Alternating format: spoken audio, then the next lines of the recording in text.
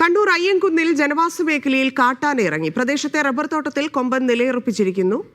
വനംവകുപ്പ് അധികൃതർ സ്ഥലത്തെത്തിയിട്ടുണ്ട്. ആനയെ തുരത്താനുള്ള നടപടികൾ അല്പസമയത്തിനകം ആരംഭിക്കും. പ്രദേശവാസികൾക്ക് ജാഗ്രതാ നിർദ്ദേശം നൽകി.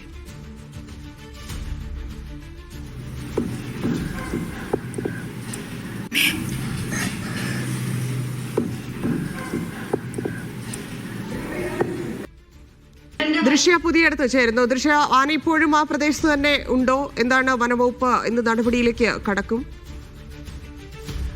ധന്യ, രാവിലെ മുതൽ തന്നെ ആനയുടെ സാന്നിധ്യം ഈ പ്രദേശത്ത് ഉണ്ടായിരുന്നു എന്നാണ് നമുക്കറിയാൻ സാധിക്കുന്നത്. നമുക്ക് ആ ദൃശ്യങ്ങളിൽ നിന്ന് മനസ്സിലാകും.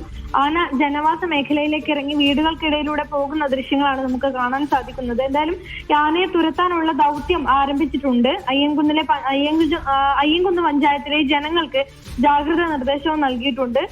ഈ വെയില് കുറഞ്ഞതിന് ശേഷം ഈ തുരത്താനുള്ള ദൗത്യം തുടങ്ങുമെന്നായിരുന്നു അറിയിച്ചിരുന്നത്. അതുപോലെ തന്നെ അല്പസമയം മുൻപാണ് ഈ ദൗത്യം ആരംഭിച്ചത്. RRT ടീം അടക്കം സ്ഥലത്തെത്തി, പോലീസ് അടക്കം അവിടെ നിലയുറപ്പിച്ചിട്ടുണ്ട്.